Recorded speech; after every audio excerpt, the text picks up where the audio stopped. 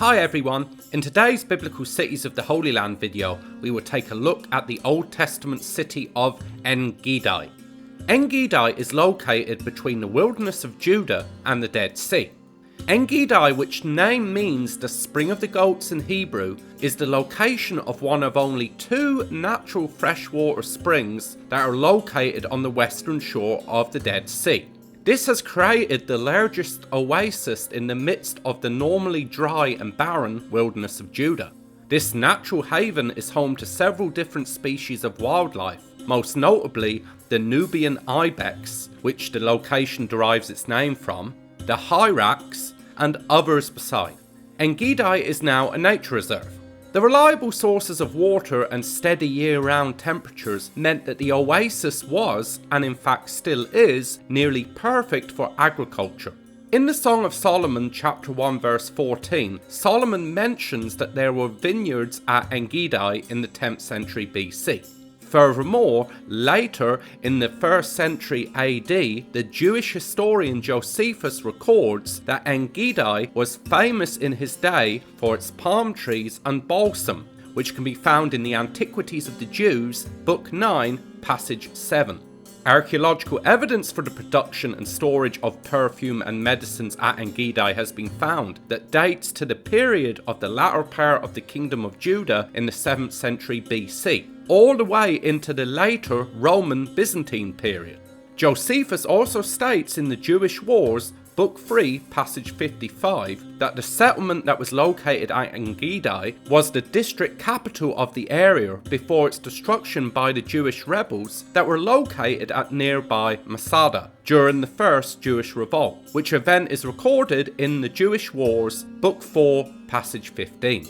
The wadi where En Gedi is located, known as Wadi Ger or Nahal Argot, contains many natural caves and caverns, which have acted as natural shelters for both animals and man throughout the centuries. This corresponds well with the biblical account that is found in 1 Samuel chapter 23 verse 29 and chapter 24. When David and his men were on the run from King Saul, as they used this as one of their chief hideouts during Saul's manhunt for David. During their stay in the wilderness of En Gedi, when Saul and his men came to En Gedi to find David, David and his men then hid themselves in a cave somewhere at the location from Saul.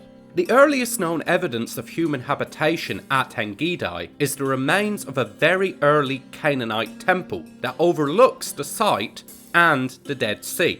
This structure appears to have been abandoned suddenly for unknown reasons, rather than being deliberately destroyed. The earliest biblical reference to En Gedi is in Genesis chapter 14 verse 7, which takes place during the life of Abraham, where the city is named Hazaz-un-Tamar, and which apparently was destroyed by an alliance of Mesopotamian kings while they campaigned in and around the area of Canaan. In 2 Chronicles chapter 20 verse 2, Hazaz-un-Tamar is clearly identified as an earlier name for En Gedi.